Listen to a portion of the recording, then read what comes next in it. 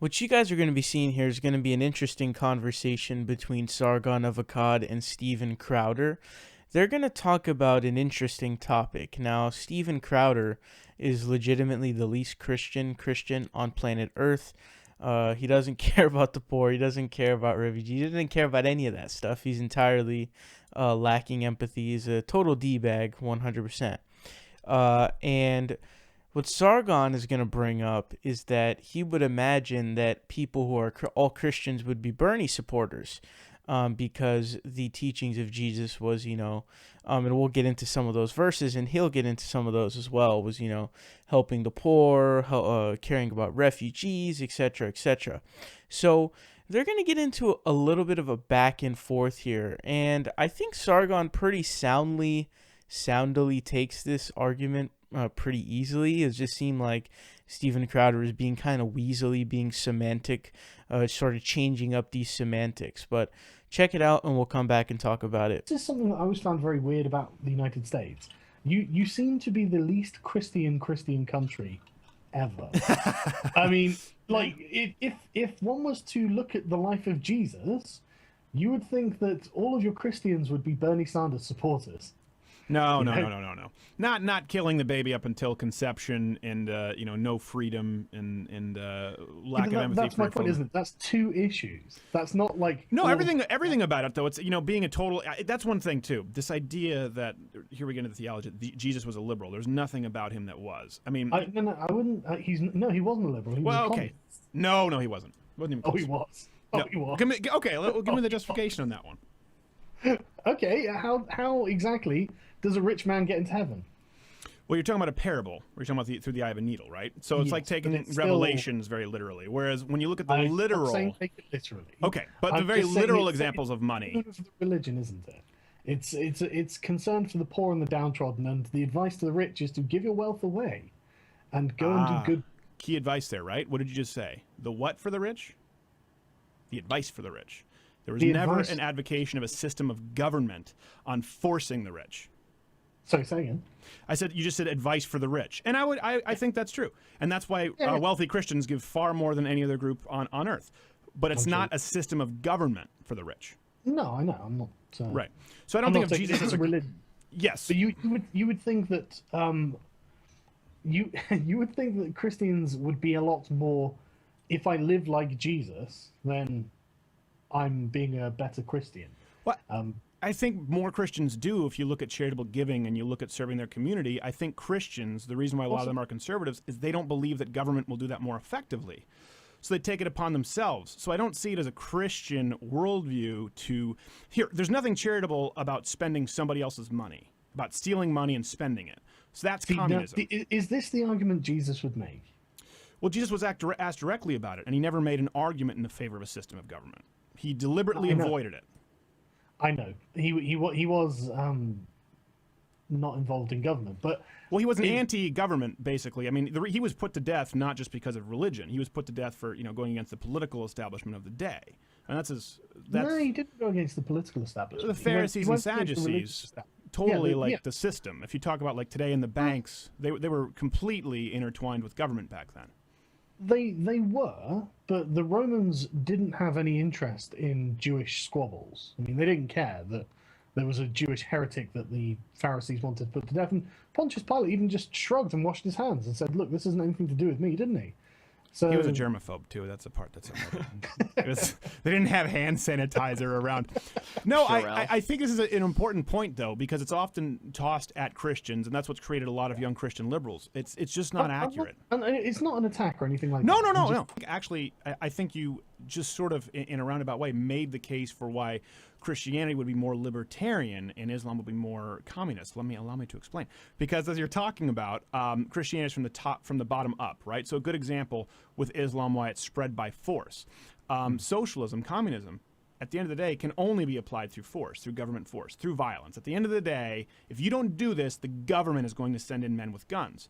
Whereas the idea of self-governance, of libertarianism, can only be done through free will, which is why if you look in Europe, you see a lot of, like you said, secularists, they give far, far less. They're far less charitable. Yeah.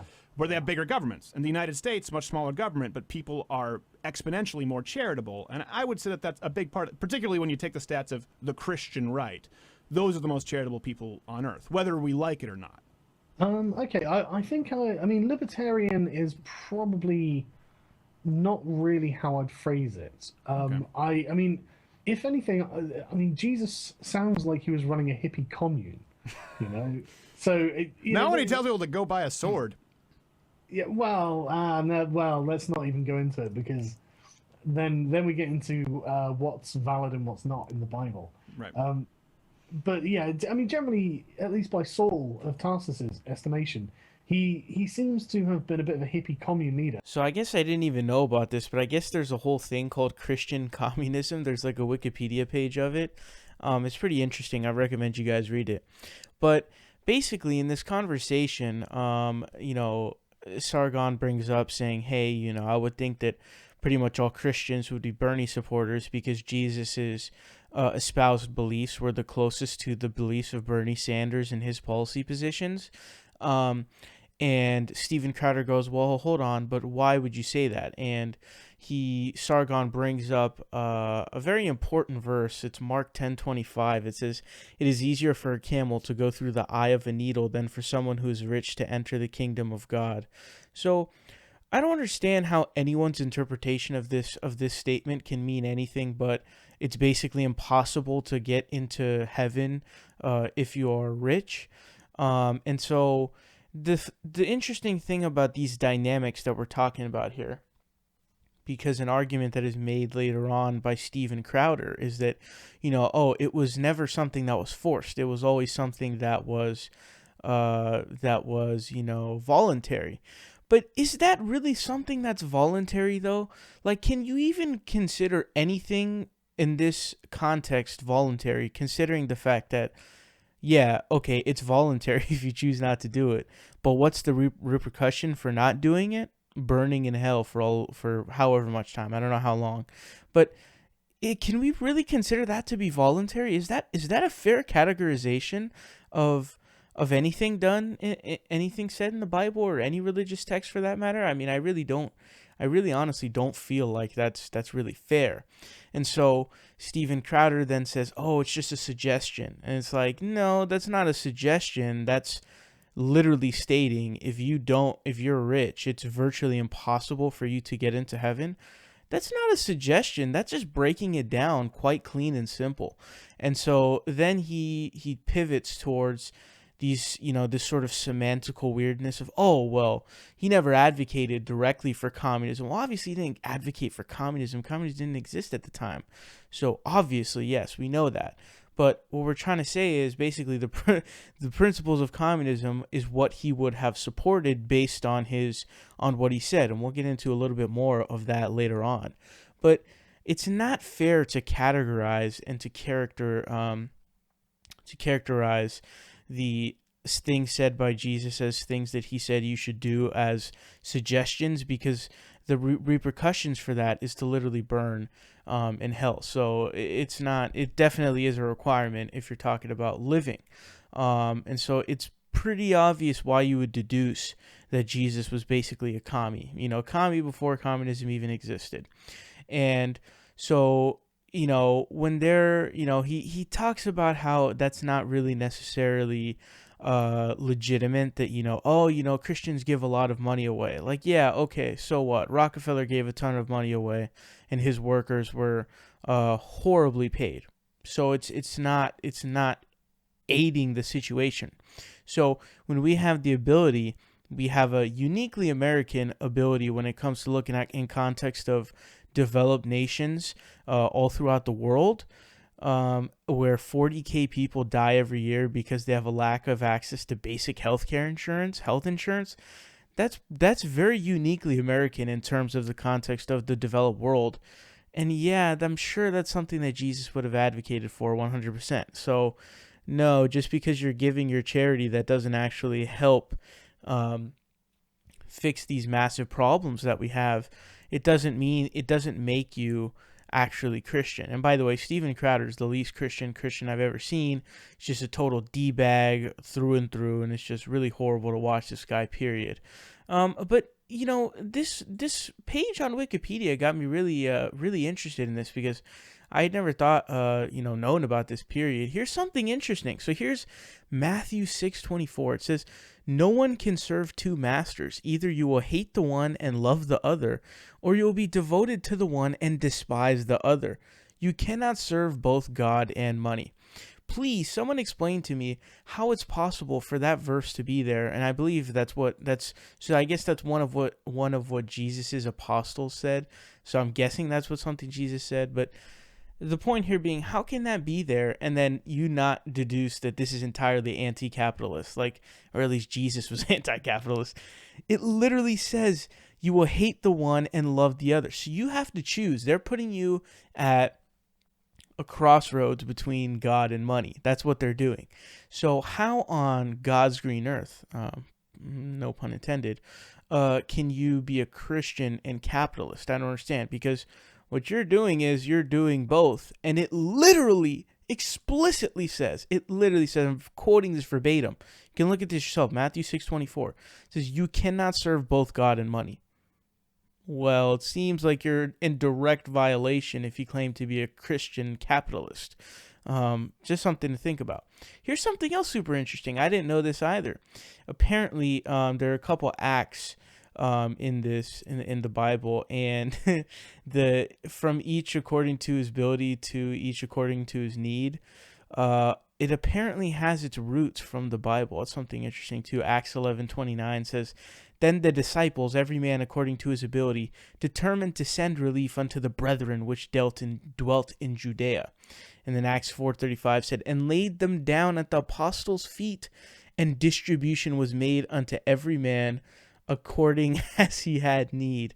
Holy guacamole, that is pretty crazy. I don't know if Christian conservatives know that exist in the Bible, but holy smokes.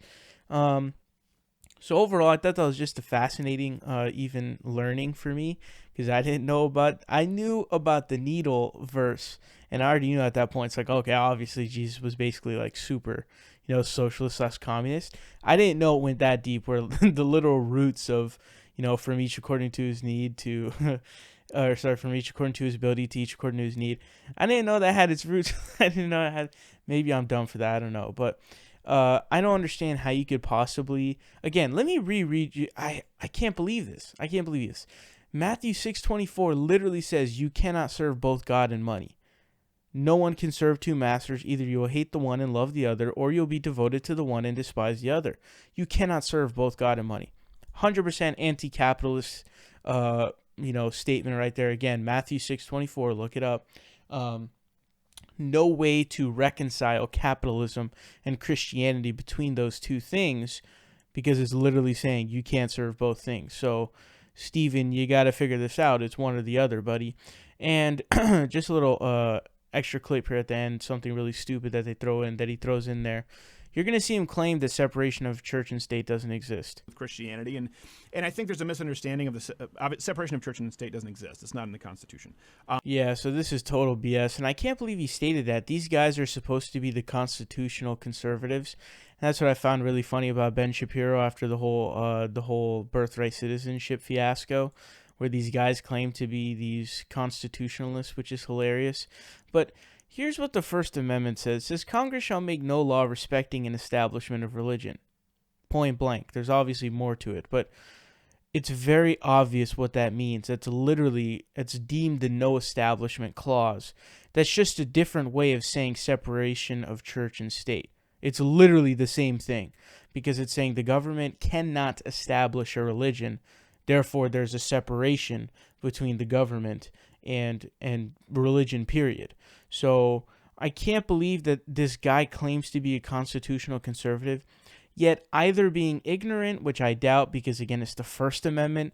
You should definitely know. I mean, anybody who knows anything about politics should definitely know the First Amendment. And I'm assuming he does. I'm hoping he does. I may be a little bit charitable or naive in my thinking here. Or he could just be willfully ignorant.